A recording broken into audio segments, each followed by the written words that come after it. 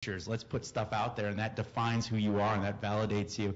So let's throw some TNA out there too, you know, it's all good. Well, what I'm curious though in terms of personal privacy is that if you look at Grindr or Ashley Madison or any of those sites, they have all of the documentation of all of my communications with who are my sex partners, all the images I've sent back and forth, you know, and of course you know how carefully everyone reads the privacy, you know, information before they say allow or don't allow. So, you know, what I'm really curious about is let's say an Ashley Madison or Grindr went under, which would never happen, but, you know, who owns that information and who owns the conversations, the infidelity conversations, the pictures of my penis, the pictures of your breast? I mean, who has access to that material, who owns that material, and what happens to that material if that organization folds? I don't know that people really think about it when they jump online and start sharing images and communicating. That's a huge point you bring up too, because I'm doing some work with a website called Thank Your Wank. They're shooting a lot of interviews in India and Dubai, which, believe me, the culture there is even more conservative about masturbation. It's hard to get an interview on masturbation in Dubai. Very difficult. But and in India, the sale of sex toys is on the black market, you know. But a lot of people don't realize it's illegal in the United States too. Alabama, you cannot buy or sell sex toys, which a lot of people don't realize this. This is in my film as well. But on the notion of Thank Your Wank, one of the issues they're running into is when they put their personal profile there, when you do a Google search, your name is associated with Thank Your Wank. Now, when employers start searching for you, that's what comes up. So the question is, I mean, what's happening in Facebook? I met the person, one of the heads of Facebook, and they were talking about how they're doing this whole resume thing, where they're getting involved in the resume thing too. And I'm thinking, geez, you know, that's when I stopped using social media totally, because like, okay, they're pushing like we have to be online, you have to have your stuff online to get jobs these days, right? But then everyone's going to fake it. No one wants their personal stuff up there and then they get judged by HR because of it. So we're all going to create these fake accounts, and then all the social media is going to be totally faked, and then it's no fun anymore. It's just like the real world. Yeah, and so...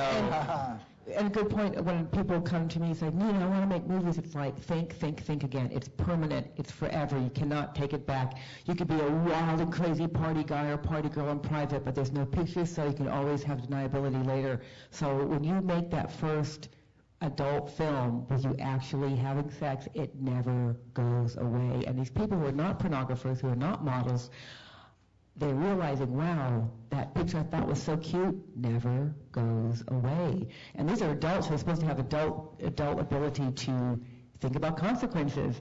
This is why drinking's such a bad idea. It seemed like a good idea at the time. It's like, no, it wasn't a good idea at the time. You were drunk off your noggin on sex on the beach, and you just thought that pulling your top up in that bar was a good idea, and now it's never going to go away. At least when I make porn, I know it's never going away. Right. And you don't find other embarrassing pictures of me on the internet unless I'm at work. You raise an extraordinarily good point, because, you know, when you're 22 and you decide to do a big tattoo because you think that's really hot, and then you're 35 and you realize, wow, this looks really terrible, you can have it taken off for the most part. But you make some porn at 22 because you think it's really hot, and your kids are going to see that porn 15 years from now, and you're going to wish they didn't have access to it, and I'm not sure that people really think about that. Or topless pictures of you at 15. My first modeling work was in Tampa, Florida. That's where I'm from. And that market is just a sexy market. It's not a high fashion market. And I was 15, 16 years old, and I took some pictures for $50. They're on eBay. I'm 15. That is so illegal. It's so illegal. Wow, yeah. That's not okay. And what am I going to do? I reported it to eBay. I can't even get through to eBay. How do you get through to them? It's all automated. You have to report, and then it goes away, and it just pops up, you know, right back up. I think we have an audience question. Hi, my name is Natalia. I'm just curious, in everything that we're talking about, watching porn and vibrators and all that, what part of that might be just a product of, in the first world, a large part of the population not having time for relationships? I mean, as a country, we're moving towards people having kids later. Women are trying to make huge careers for themselves. I mean, me at 23, I'm working at a startup. I have no aversion to having relationships or connecting with people, but sometimes I feel like I don't have time to schedule a person into my life. Sometimes I don't have time to schedule, or not schedule, but to lose a night of sleep even. For me, I work startup hours. Sometimes I'm doing part-time consulting on the side. To me, it's more important to get my sleep than to try and connect with someone. I'd rather just spend an hour doing something else than spend a whole night with someone. That is a first world concern. I mean, partly we're very fortunate to be able to have this time to think about sexuality. Most people in the world are thinking about, clean water, not being raped on the way to get firewood, not being shot by militia. So this is, I mean, how lucky are we to have this problem? It's a problem of leisure. It's a problem of money. Oh my God, brain fart. So it's a luxury to have this time to think about our personal lives in this way. But you're right, yeah, you don't have time for a relationship with that drain on your energy. I need you. Do you have time to masturbate? See, there's always time for that. There's always time for that. We laugh when we're uncomfortable. But you can masturbate on your own schedule. That's the thing. Do we have some more Twitter questions? Any other questions?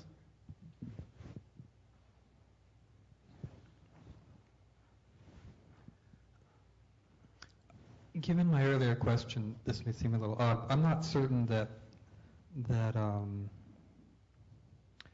sex can be facilitated by technology, because there are things, even if we have spiffy sensors, that do not translate via electronics, and I actually think that's a good thing.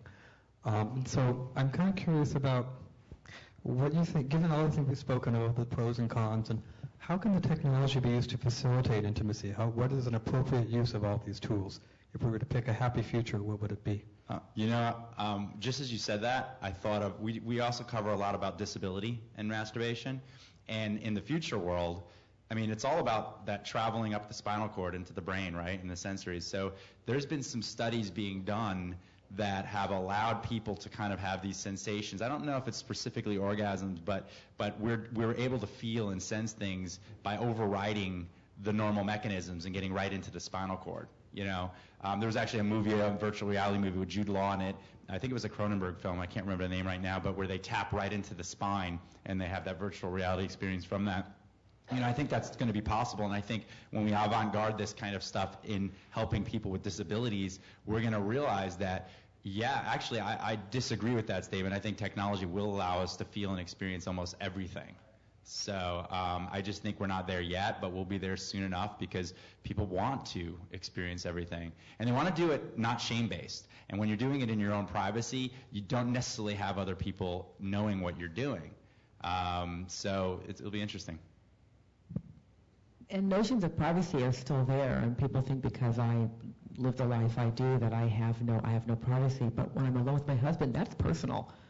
When we have other expressions. We have threesomes and stuff, and that's different. But alone with my husband is any woman alone with her husband. That's personal. No one gets to see that. That's for us, and that I think is a universal.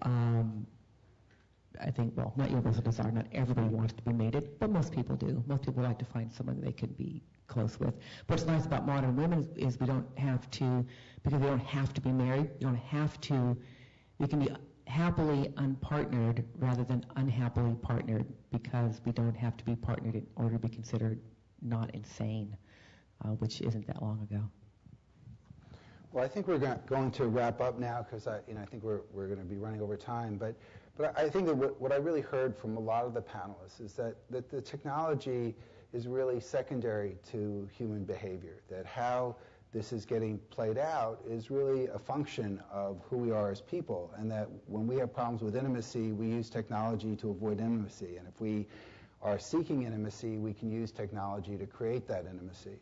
But I think that there are changes and that there are risks. That I think, Rob Weiss's comment that the availability of sex, the distillation of sex into an experience that doesn't require another person, that's highly potent and powerful and different from how people have experienced sex through the millennia, changes the risks for addiction. And we certainly have seen that with drugs, and we see it with food.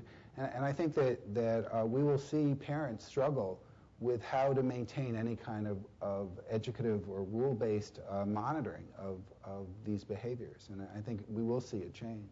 So I would like to thank all the panelists. I thought you did an amazing job, and it's been a pleasure.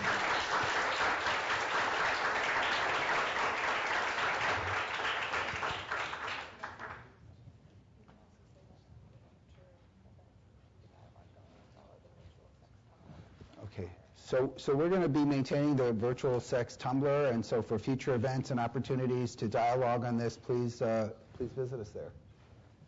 Thanks.